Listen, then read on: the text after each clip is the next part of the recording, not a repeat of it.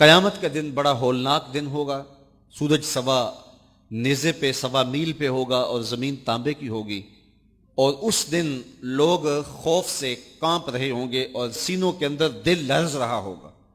اس دن جب بندے قبروں سے اٹھیں گے تو قبروں سے برہ نہ اٹھائے جائیں گے.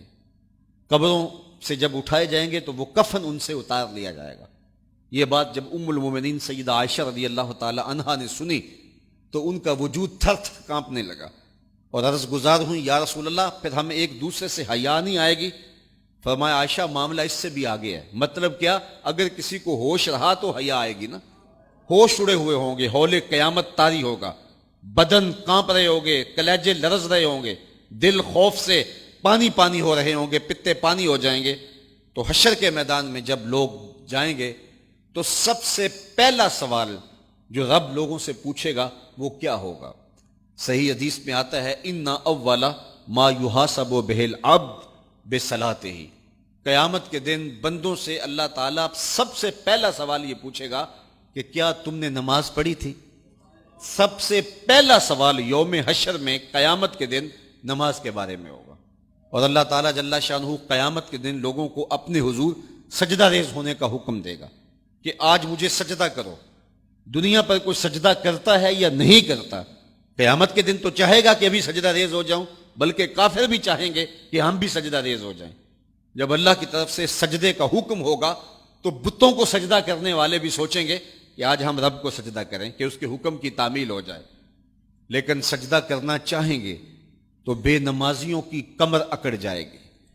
وہ سجدہ کرنا چاہیں گے بھی لیکن سجدہ نہیں کر سکیں گے. اور پھر رب کے سامنے جو ذلت اٹھانا پڑے گی، جو رسوائی اٹھانا پڑے گی، اس کو لفظوں کا پیراہن نہیں دیا جا سکتا.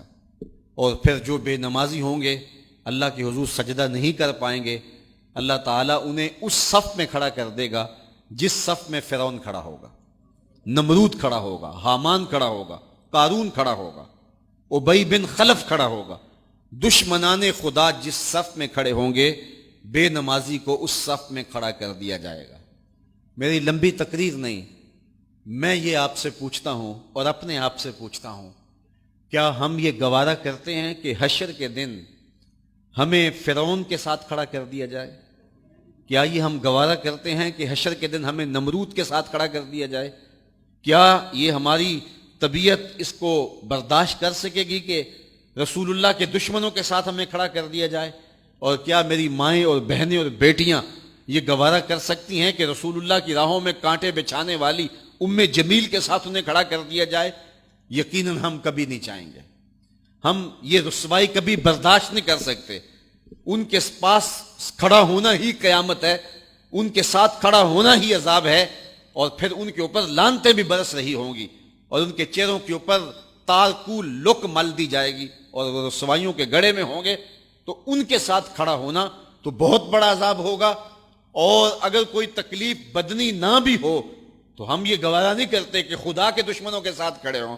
ہماری تو آرزو یہ ہے کہ بلال حبشی کے ساتھ کھڑے ہوں. ہماری تو تمنا یہ ہے کہ ابو ہریرہ کے ساتھ کھڑے ہوں. ہماری تو چاہت یہ ہے کہ رسول رحمت کے غلاموں کے ساتھ کھڑے ہوں.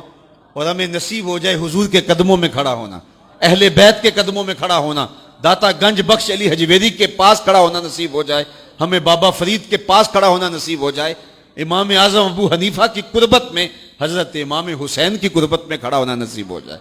ہم تو یہ چاہیں گے کہ اس زمرے میں آئیں.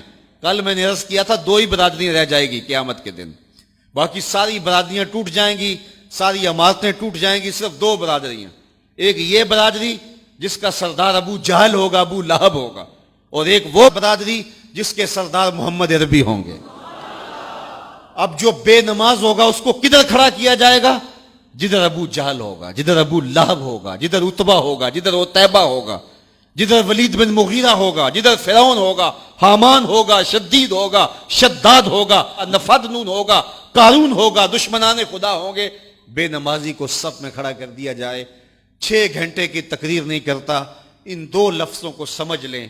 کیا ہم گوارا کر سکتے ہیں کہ اس صف میں نہ کھڑے ہوں جس صف کی امامت رسول اللہ کر رہے ہوں، بلکہ اس صف میں کھڑے ہوں جہاں فرعون کھڑا ہو، نمرود کھڑا ہو، حامان اور قارون کھڑا ہو؟